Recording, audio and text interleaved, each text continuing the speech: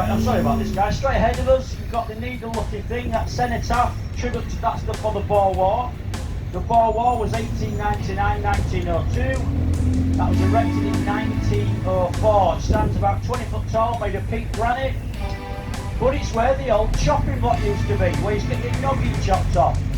Now, on your left-hand side, you've got that big courthouse there. Now, that was that they were put down in the 1700s. It's the oldest ice court. It's where Dick Turpin was held, a notorious 17th century outlaw. Now, if you look where the cenotaph is, obviously that's where the chopping block used to be. On your left-hand side, you've got a little corner cell. That is Dick Turpin's cell there to your left. And the little brown door around the corner, that's the henchman's exit. I'll tell you what though, it's really small. I can't wait to get my head chopped off half a gun. That door was slightly bigger, I'm not gonna lie. I want no little 30 big challenge elf coming out hacking my head off. Straight in front of us, we have got Fishergate Postern Tower. This is the last remaining tower we've got in York. We used to have 6 of them. You see, York walls are in 3 sections. At the end of each section, we used to have a big square tower called a postern tower. This is the last one, Fishergate Postern to your right. You can see it's got a stone projection system sticking out there to the right as well. So that's part of the old Gardner Road, is that? That is a medieval toilet chute. That was York's first deposit, apparently. Anyway, sorry about that. Over the hedge to our left-hand side, you've got one standing next door, the only one. You guys will see it on the lower deck as we turn. You've got 2 names on that headstone. It's got John Palmer and it's got Richard Turpin. That's the graveyard of St George's Church. Now, the reason why it's got 2 names on it is that a lot of people tend to think good old Dick Turpin were from York. And he won't, he were from Essex, he was a southerner, probably a Spurs fan. No, none of us liked him up here. But you know what he's like. Stand and deliver your money or your life. That's what he used to say. You used to give him your money, you'd give him a tip, you'd let him kiss the wife and even service your car if you wanted to. Tell you what, I'm so glad I got that the right way around. But no, the guy was a murderer, a poacher, a thief. He was, as we say up north, he was a right puppet. 1739, his conviction that got him hung on the Tyburn, which is on the Knavesmire. Well, it was actually horse theft. But he never got arrested for horse theft. He got convicted of it, but he got arrested for shooting the farmer's cockerel's head off. And the reason why he did that, he was staying at a guest house, a little place called Brough, which is about, it's about 20 odd miles from here, on the way to Hull, and he couldn't sleep because the farmer's cockerel was making too much noise, so that's what he did. Stuck his head out the window, blew his head off. And then when he wrote a letter to court, one of the clerks at the court was no postmaster, and actually recognised his handwriting and went, whoa, hang on a minute. That's not John Palmer, that's Richard Turpin. There you go, he's as wise as me now. Right, straight in front of us, you've got Warmgate Barbican. Now that's the most complete Barbican we have in Great Britain. In fact, the only other one in Europe, in fact, is in Krakow in Poland. It's slightly different, the one in Poland though. So let me explain this one first. You've got a white Elizabethan gatehouse there, which stands on 2 Roman pillars. You've got 2 15th century oak doors at this side. You've got a 60-foot projection system. It's the tunnel, it's the Barbican if you like, which goes straight through to the roadside where you've got an iron gate. Forget the arches left and right, they weren't there, you only have the one in the middle. And then if you go into the Barbican and look up at the top, you'll see there's 2 ledges. So, your attacking soldiers come in, your big oak door gets shut in front, and your big iron gate was shut round the back of them, trapping all the attackers inside. Your defending soldiers would then get on the ledges, and they would throw down anything.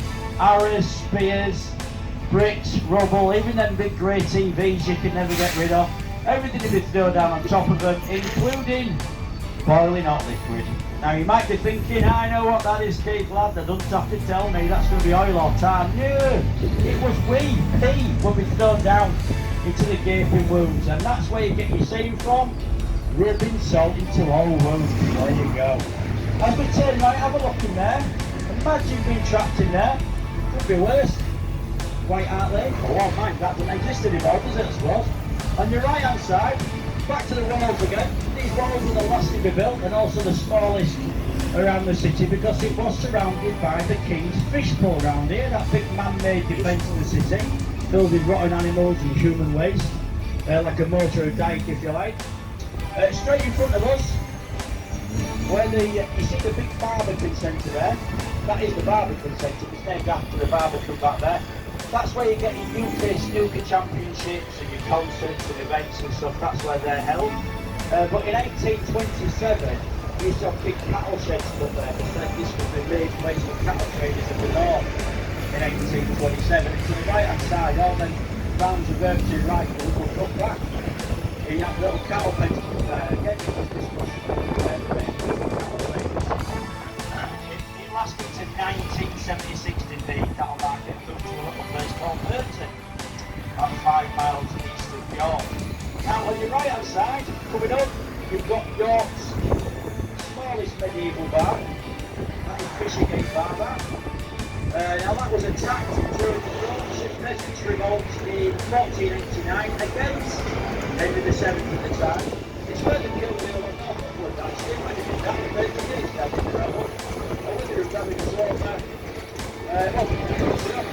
They only opened it up again in 1834, 7 years after the market came. You know, you're never going to remember any of these dates, are you, really? You're going to get home and think, what the hell was he on about? Right, but I'm going to tell you something now. Right? This is quite important. If you don't like this, it's interesting. Right, straight in front of us. Oh dear, we've got the Travel Lodge and also Witherspoons. You'll see it's the same colour stone as the walls and the minster. And the reason why that is, well, it's just kind of the same stuff actually. Large stones, the same thing. I'll say that.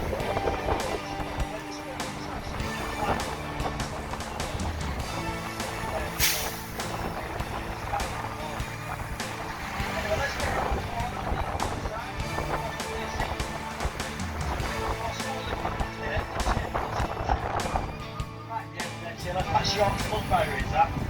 Now, I did talk about flooding, well, I didn't actually, I'm going to talk about it now. We had a massive flood in 2001, and if it were that bad, it comes from the left, if you look to your right, from right over.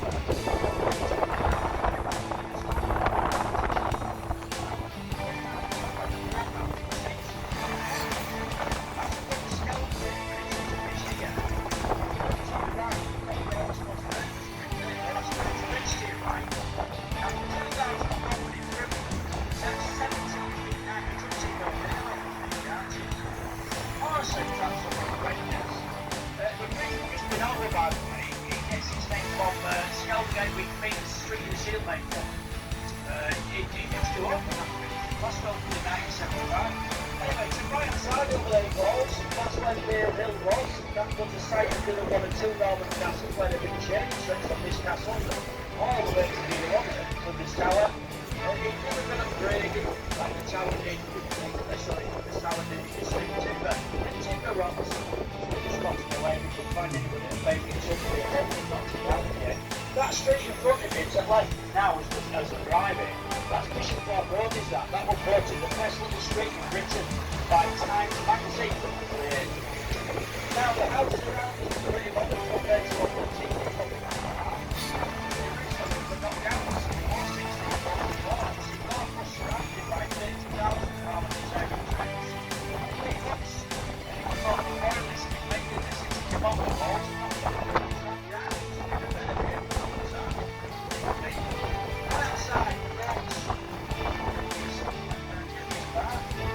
Victoria Bar there to the right, not very impressive.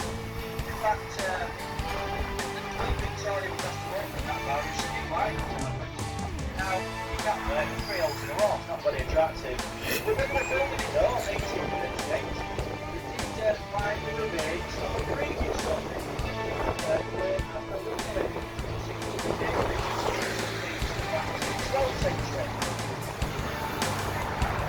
Which does make sense because that's when the walls were built, 1220. It took 100 years to build these walls. They are unique. They're built on Viking earthquake embankments. They are UK's longest and most complex sections of walls. The stretch for about 3.1 kilometres, 2.75 miles. You can walk around them if you want, take you a couple of hours. If you're going to stop for a coffee, it might take you 3. If you're going to stop for a bottle of wine, the second up could take you 3 weeks, depending on how much you want to drink. But they're well worth the wander if you fancy it. You'll also see to the right as well, great view guys, there's like a little tower that's sticking out. Like a bulgy looking tower, it's got arrow slits on it, looks like someone can actually sandpaper a board.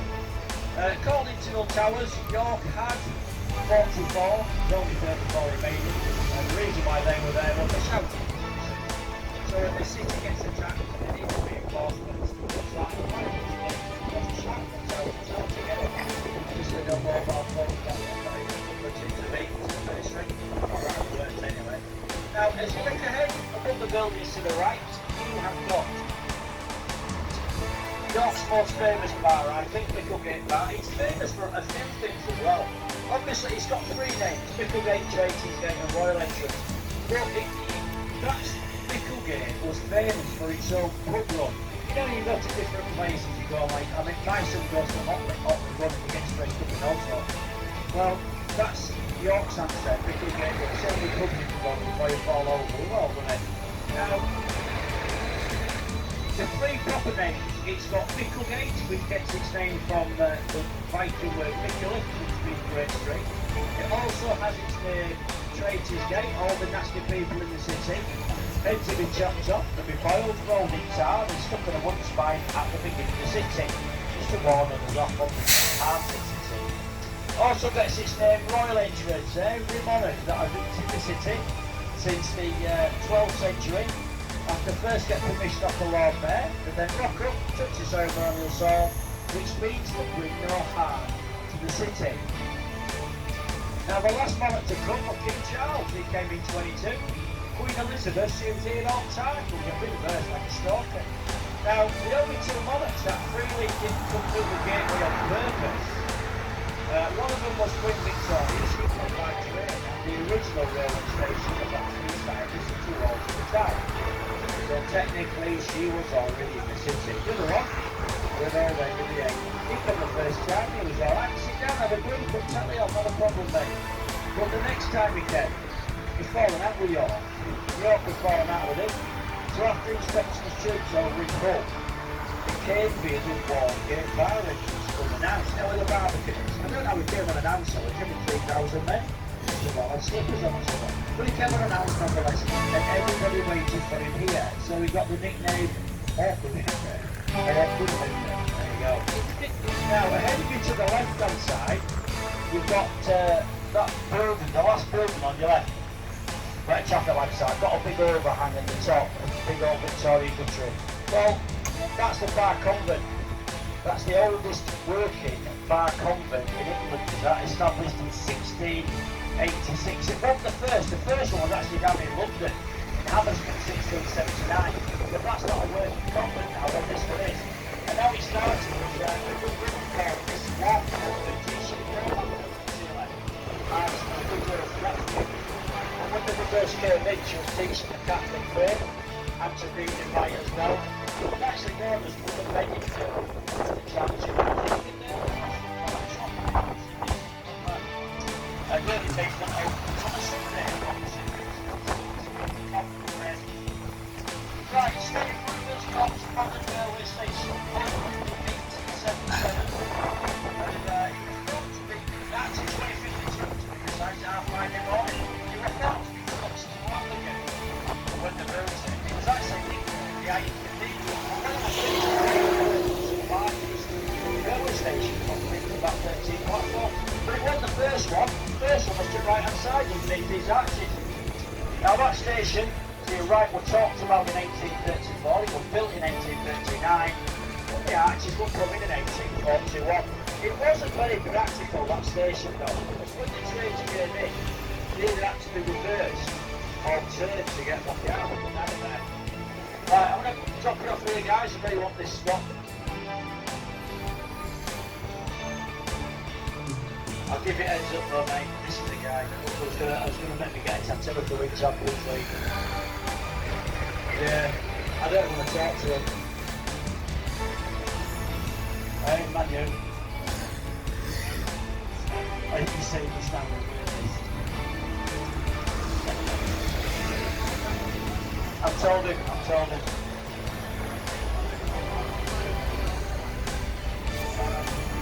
I'm doing it, bro. Oh, I'll get it off. See you later. Right. Right, get off. I don't want to talk to you, I don't like it anymore. Left hand side, you've got a purpose-built hotel for the railway, that was to your left. Called, it opened in 1878. It was actually called the Royal Station Hotel, although it's called the Milner Hotel now, but why they called it Royal Hotel, we don't know.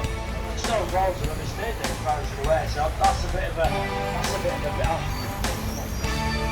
can't be doing this, this is terrible. Come on. Alright. Save your little legs, get yourself up. Alright. Right, where are we now? Oh, you're going upstairs. Okay, right. Right, while we're doing then, if you look to the right hand side, right over there, you can see a gold weather vane. Now that is great view of it actually today. You'll see the weather vane, if you can work it out, it's actually a steam train in full steam. It's not a proper like it normally is. The reason why it is a weather vane, it marks the rear of York's first 5-star hotel called the Grand. But the reason why it is a steam train in full steam is because it does mark the rear of the North Eastern Railway headquarters when it was built. It's not now, it's a hotel now, but when it was built in 1906. In fact, it was called Hudson House when it was built, after a guy called George Hudson, who was known as the railway side. On the right hand side, you've got a plane thing down there, look, to the Grange Road. Now that's due to the cholera in 1832. You see the time, they didn't understand the cholera disease back then. They thought it was an airborne disease. People were very bodies inside the city walls with blood infection. Buried him outside there. Sad thing is though, there's only about a dozen bodies down there, but there's actually 185 bodies buried down there. You see, only people with money or nobility could actually afford the price of a headstone. Now to the left hand side, if you went to the Railway Museum, this is the stop to get off at. On your left you've got the War Memorial Gardens. This is the closest place to get to the National Railway Museum. Mallard in there, Flying Scotsman. We've also got a replica of Stephenson's rocket. It's absolutely free, costing nothing to have that built. And it is York's biggest under the rail as well, so you just start really get yourself in there.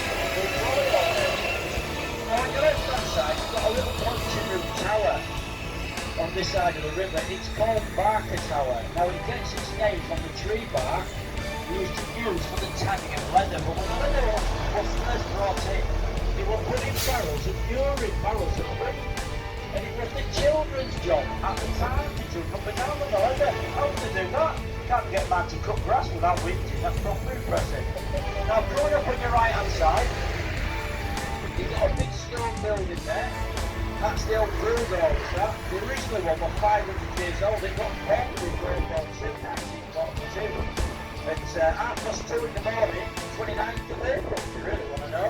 By 72 bus stop what's called the Baedeker Air Raids. And the reason why it was called the Baedeker is because it was furious because the RAF had bombed the place in Germany, called Glasgow. So he picked up this magazine called the Baedeker, and he wanted to go some historical sites in the UK, and it bombed Bath, Norwich, and York. We missed the Minster Dome, but got the Guildhall there to left hand side. Well, right hand side to the same. Right, left hand side, the Yorkshire Museum and the Museum Gardens to your left. Museum Gardens were opened in 1830. It used to cost a shilling to get in, which is a lot of money. But it used to have a zoo in it, a menagerie. It used to have a zoo. And the thing is, the zoo didn't last very long, it lasted about a year. Because a bear escaped and chased the zookeeper and the Archbishop of York around the garden. So they knocked on yet. Good morning. Hello. See that all in one breath? Did you see how we did that? Yeah. Sweetheart, you can have what you want, but I can't give you it. But what you can do is go sit down. Go sit down. When I get round the corner, I'll send someone to come and see you. I'm not you Canadians. I am. sit upstairs. No, sweetheart, no, just stay on the bus. Go sit down.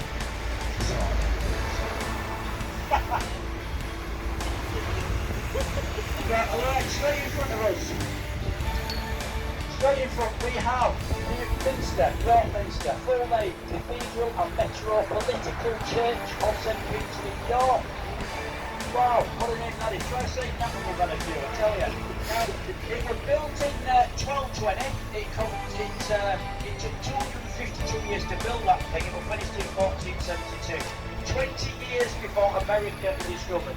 3 million pieces of glass, 128 stained glass windows. You've got a third of all of the stained glass windows in that church. There's loads of stuff about that church. Now, if you look at the main stained glass window, you can see a heart-shaped plumbing. Now, for young romantics, that is the heart of Yorkshire. Now, legend has it, if you fish or take me number in there, you'll stay together forever. Not really work for me, I've been divorced twice, but anything else. On your right hand side,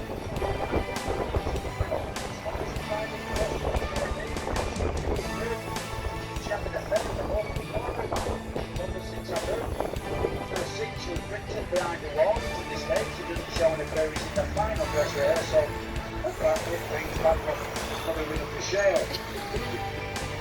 Right. Right, I'm going to send this little lady on. She'll sort you out, guys. I'm going to switch to audio for about 4 or 5 minutes, and then I'll continue this tour all the way around. The history of York is the history of England. So said King George VI, and he was so right. It is not the oldest town in the country. That is said to be Colchester, and it certainly isn't the largest city. But we can show you over 2,000 years of England's history, from the Romans right to the present day. So relax, and let us take you on a journey through this city's past. Welcome to York. On the left is the City Art Gallery, which was built for York's great exhibition in 1879. Standing in front of the art gallery is a statue of William Etty, who was a York born painter from the Victorian times. His art was displayed in the art gallery to our left, but not as you would see them today. He was a fine painter, but Etty was a painter of nudes, being risque, so his pictures come through. William Etty was the man responsible for saving the city walls. In 1825, the walls were to be pulled down. The council made the case that the walls were getting in the way of traffic. Luckily for us, Etty got a petition together, which led to the walls being saved. This group became known as the York Footpaths Association, which still exists today. The city walls were for the defence of the city and take about 2 hours to walk round. If you fancy a shorter walk, the bit we recommend is just across the road on our right. It stretches from Bootham Bar to Muck Bar. It takes about 10 minutes to walk. From there you will get fantastic views of York Minster, and this is one of the sections with railing ground, so you can't fall off. In York, we have a saying to help guides as we go round. In York, streets are known as gates are known as bars, and bars are known as pubs. Streets are known as gates in York because it comes from the Viking English on the sea. The Viking word for street was gata, which comes into gate. Gates are known as bars, which comes from the Northern English. This is the French words barricade and barrier. It simply bars the way to the city. And of course, bars are pubs. On our right is Bootham Bar, which is one of the 4 main gateways into the city. It is the most northern of the gateways and is around 800 years old. It actually stands on the site of the Porta Principalis Dextra, which was the northwestern gate into the Roman fortress, so the original gate could have stood here nearly 2,000 years ago. On top of the bar stand 3 stone figures. In the centre is Nicholas de Langton, who was Lord Mayor of York in the 1300s, and he represents the citizens who paid for the walls. Also, there is a stonemason holding a model of the bar, and a soldier ready to defend it. The wall ahead on the left is surprisingly not part of the city walls. It is in fact a wall that was built to go around the Abbey of St Mary's, the ruins which can be seen in the museum gardens. The monks of St Mary's Abbey had to build a defensive wall around the abbey to protect against the Scots, who kept threatening England's second city. It also stopped the locals from seeing what the monks were getting up to inside. The wall was the largest abbey fortification in the country. On the left behind the bus and the trees are the buildings of King's Manor. The present-day King's Manor backs onto the ruins of St Mary's Abbey in the museum gardens. It was built in 12th century as the abbot's lodgings. the home of the Abbot of St Mary's. It is much bigger than when it was first built, after being extended in 1480 and again in 1610. It is said to have survived the dissolution of the monasteries, even though St Mary's Abbey didn't, simply because Henry VIII liked it. The Council of the North, which governed this part of England on behalf of the monarch, was held there until 1641, when the council was abolished. Today, King's Manor is open to the public, so you can go and have a look around. We cannot show you everything the city has to offer. Please feel free to ask about places to visit and things to do.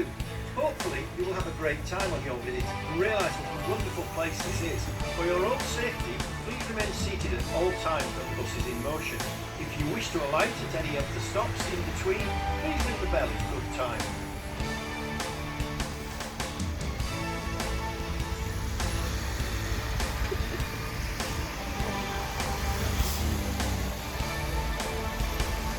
Horse racing in York dates back at least to Roman times.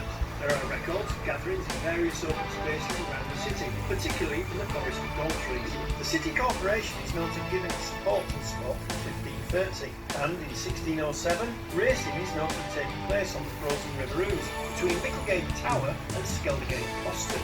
There is some uncertainty over when racing first arrived at the current site of the Knavesmire. The official stance of York Racecourse itself is that racing was first held on the Knavesmire when York's race meeting was moved in 1730 from a previous site at Clifton Ings, which was prone to flooding. For many years, Knavesmire was the site of public hangings in York. The gallows were erected in 1379, a few miles outside the city on the main southern approach. Probably the most famous person to be executed there was the notorious highwayman Dick Turpin in 1739. By the beginning of the 19th century, it was felt that the gallows did not create a good first impression of visitors to the city. The last hanging at Knavesmire was in 1801, after which the gallows were moved to a more discreet location near the castle.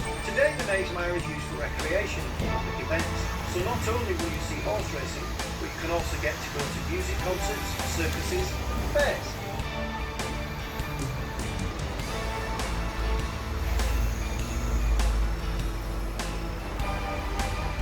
One of York's most famous sons is Joseph Rowntree, a Quaker remembered and revered both for his outstanding work towards improving the lots of working people, including his own employees, and for his work in the famous Rowntree Confectionery Company of the same name. In 1827, his father set up a grocer's shop in Payford, where Joseph learnt his trade.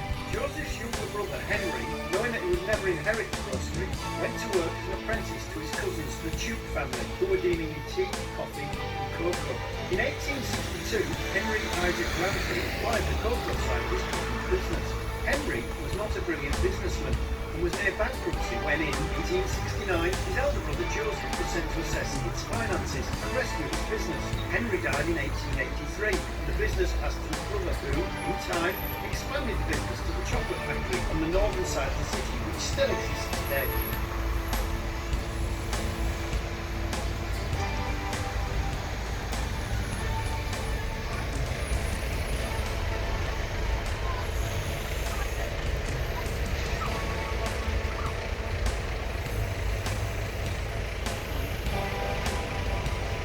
Notable people associated with York include Margaret Clitheroe. Born in 1552, she was a butcher's wife who lived in York in Shambles. She was accused of harbouring Catholic priests in her home and arrested. On March 25, 1586, Margaret Clitheroe was taken to Ouse Bridge where she was placed under a door, which stones were then piled on top. The idea was to get her to confess, but Margaret stayed silent and was crushed to death. She was made a Catholic martyr for her beliefs and was canonised in October 1970 as one of the 40 English martyrs. The relic said to be her hand is held at Bar Convent in York, and she is now known as Saint Margaret Clitheroe. Guy Fawkes was born in York in 1570. He is famous for trying to blow up the Houses of Parliament in 1605 in what became known as the Gunpowder Plot. Fawkes was discovered guarding 36 barrels of gunpowder, enough to reduce the House of Lords to rubble, and so he and his co-conspirators were arrested. At their trial on 27th of January 1606, 8 of the survivors, including Fawkes, convicted and sentenced to be hanged, drawn and quartered. Today we celebrate this event annually with fireworks on November the 5th, Bonfire Night. Notable actors associated with York include Mark Addy from Game of Thrones and Full Monty, comedian Frankie Howard from the Carry On film, and the last but not least, Lord.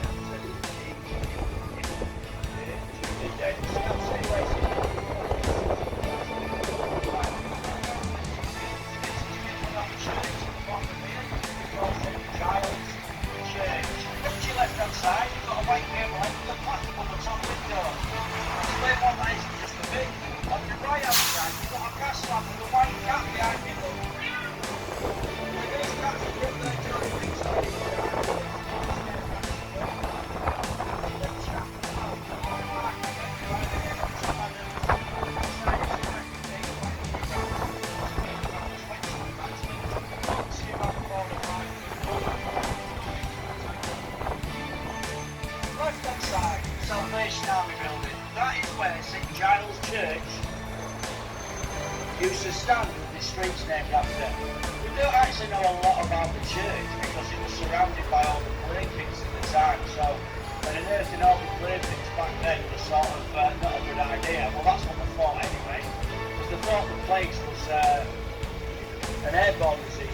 It didn't actually kill the sewage and waterway, so we're quite mindful of not picking anything up. Now, that's the Salvation Army building that was from there 1883. To the right hand side, you see some windows that have been bricked up. Well, that was due to our good old government. Well, robbing them back then, what's it do now really? 1696, some branch in the government thought of the window tax. Basically, the more windows you had in the property, well, the more tax you paid. So people quite literally used to break them up to get anything wrong. And that's where you get your saying from, daylight robbery, because you're robbing yourself in the daylight.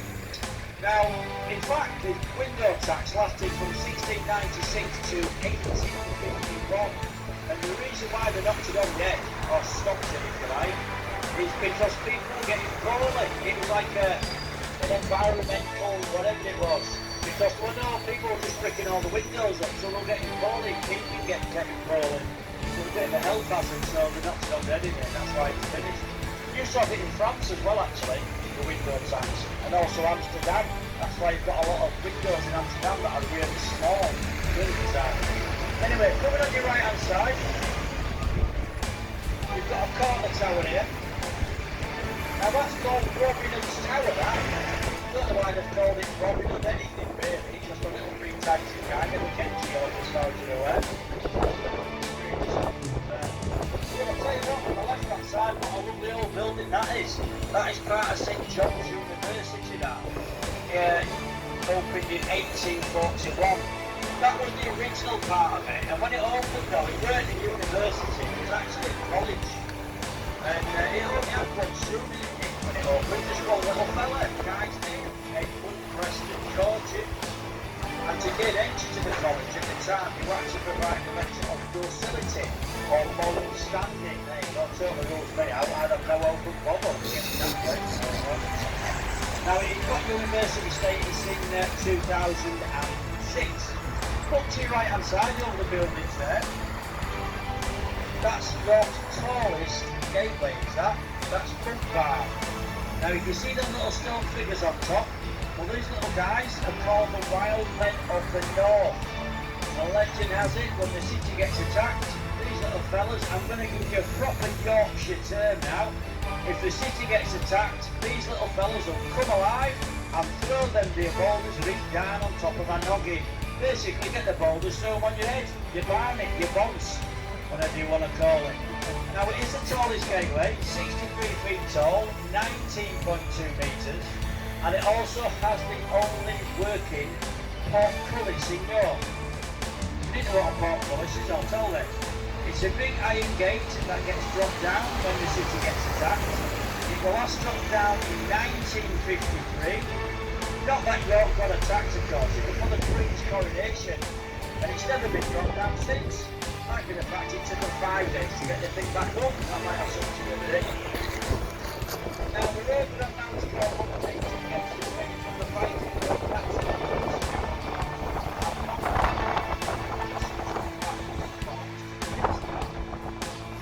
Now the houses around us are quite modern, because the original one was knocked down in the siege of York in 1644, but I'll come to that a little bit later around.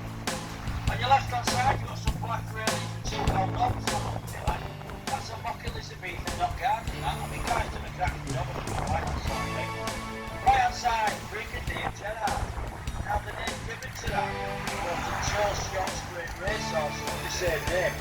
It actually won 17 out of his first 18 starts. And it was finally beaten by a horse called Roberto. And that was back in 1972. My brother, literally, he built that to the right hand side. I am from York, and so has my family. My brother built that back 40 years ago. Left hand side, you've got the River Foss. Now York has two rivers. You've got the River Foss to your left, which is the shortest of the two. It runs for 28 miles in length. You've got the River Ouse, which is the longest, and runs for about, I've no idea, I really don't care.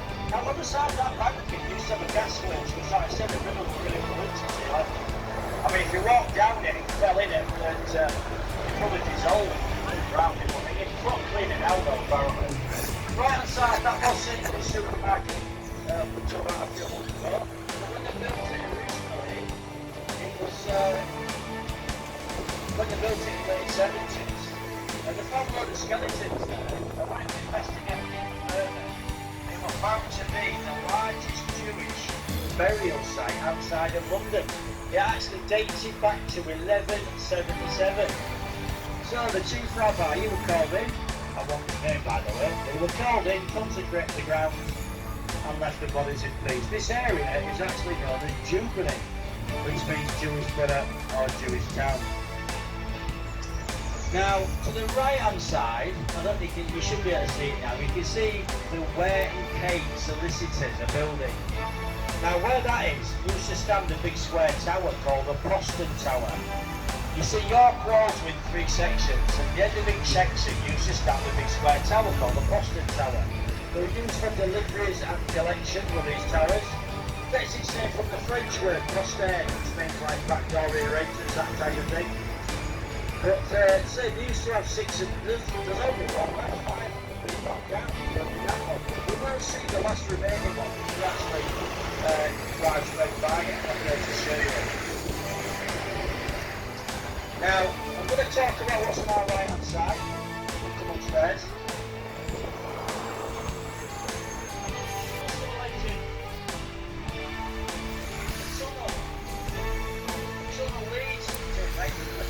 From the church on the right hand side to this 15th century timber frame house coming up on the left hand side. Little black swan, little black cat above the front door. Legend has it, the tunnel leads to the pub, and it's for the people in the pub who've had a bit to drink and they feel a little bit worse for wear. He'll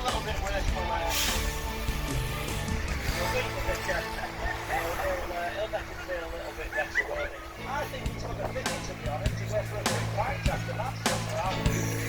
That's how blame him, to be honest. I know it's the Abbey, but sending him towards the church.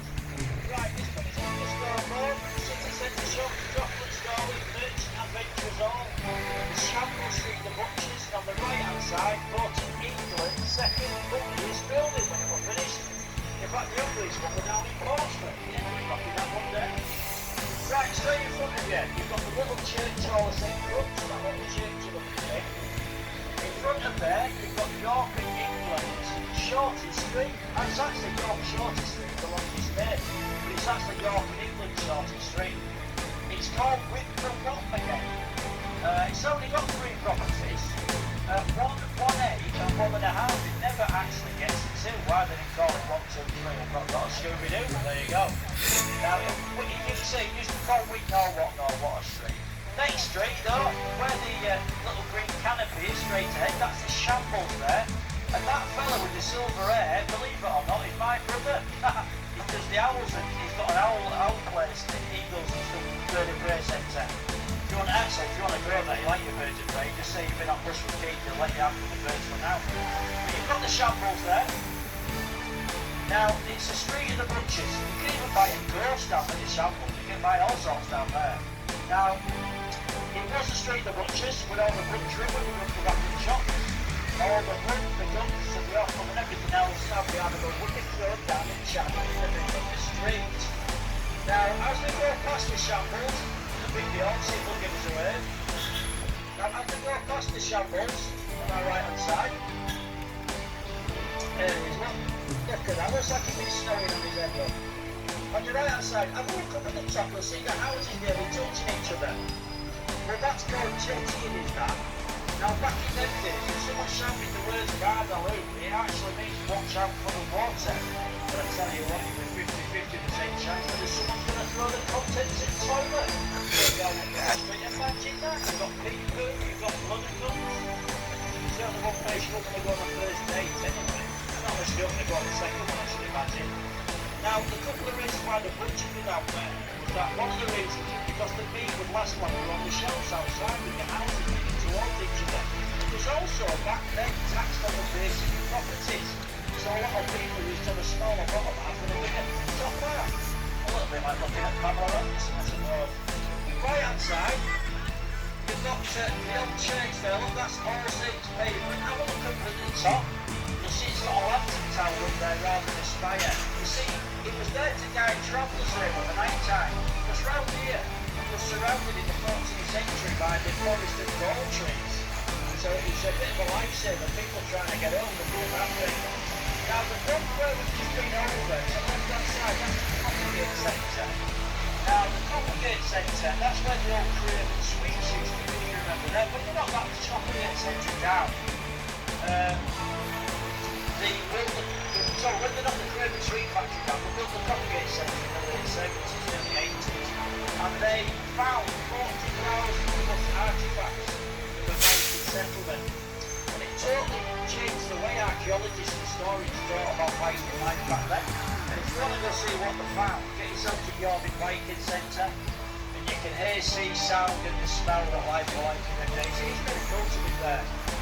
Now the street right now is called Clifford Street, built in 1881 to serve the New Horse Domtron service. Get that New Horse Domtron service from Nestgate to Skeldergate. Now on your right hand side, this is York's most magical place. It's some sort of clinic if you want to lose weight. It's York Magistrates Court. You normally see about 90 people queuing up on a Thursday morning. You might only see 10 of them come back out. Tell you what, 3 months later, usually with a big shell suit and a big tough dog on side of the road, usually smoking some form of substance. They've lost a lot of timber. It's proper impressive. I don't know what it is, to be honest.